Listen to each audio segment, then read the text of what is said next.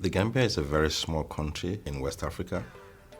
It's actually a very beautiful country, known for its beaches.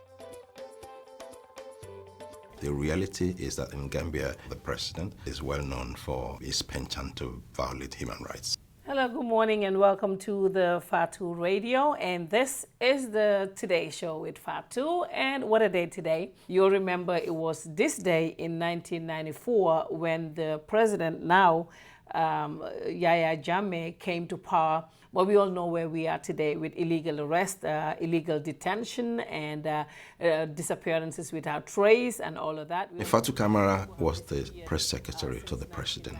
She was fired and then she was charged under a new law that criminalizes spreading false information.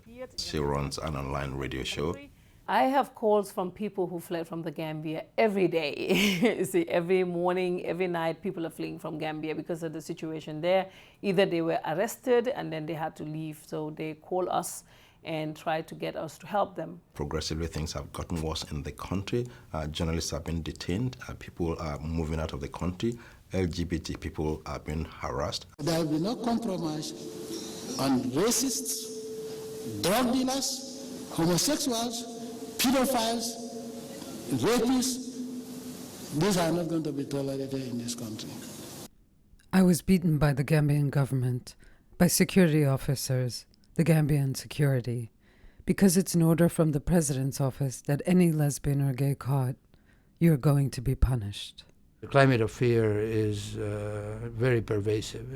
Of all the countries that I visited as a special rapporteur, this is the one where you could actually feel that if you ask certain questions from some people, you really put them in trouble. It is very, very common in Gambia for people to be picked up, especially journalists, members of the opposition, and senior government officials who the president, just fell out of favor with. People who tortured me, they were eight security officers. They were all uniformed soldiers from the office of the president. They covered their faces with masks, and then also they put plastic on top of my head, and so that I wouldn't be able to recognize anybody. And they also, at one point, they even stripped me naked and administered electricity on my genital areas. A number of groups have been implicated in these abuses, including the National Intelligence Agency and also a paramilitary group called the Junglers. They arrest people, they harass people, they detain people, and they torture people. They told me that because my problem was my mouth and my hand, so they decided to break my hand into pieces. They hit me with an iron until I hear my bones crack. And then also they came with a bayonet and sliced me with the bayonet here. Some of us have their arms broken. I lost my eye, they broke my eye. And then we were left naked for hours. And for the first 31 days, we were subjected to all inhuman treatments. And we were not allowed for 31 days to wash our face, have a bath, or to change our clothes. We spoke to someone who worked as a top official in the National Intelligence Agency. He was there for 13 years. He actually confirmed the torture techniques being used by the NIA, but he himself was arrested and he ended up fleeing the country. The Junglers, they are the very special elite group of the president, so they are untouchable. They can kill, they can rape, they can do whatever. They beat, they punish. They just lock you incommunicado so your family wouldn't even know where you are.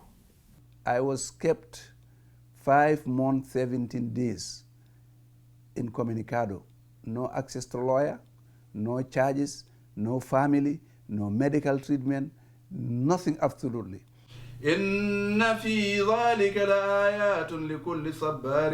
Imam Baba's only crime was to speak out against the illegal execution of 9 people in 2012. Every day, they'll pull me out of the cell, take me somewhere, beat me at it for 2-3 hours. Every day, till 9 days. The 9th day, they took me to a big hole like a grave. They put me there and they covered my body with sand up to my chest. And they said, now it's just to bury you completely if you don't tell us the truth. In the case of torture and of disappearances, the state is obligated to investigate even a single case of torture. In the case of the Gambia, we could not ascertain a single case of any state agent being investigated, let alone prosecuted or punished. The international community needs to do more, needs to keep on pressing with the government, both in private conversation and publicly in solidarity with the people of the Gambia. The UK, the US, the European Union, and African countries and the African Union, they need to do more, keeping on pressing President Jammeh to respect the rights of the people of the Gambia.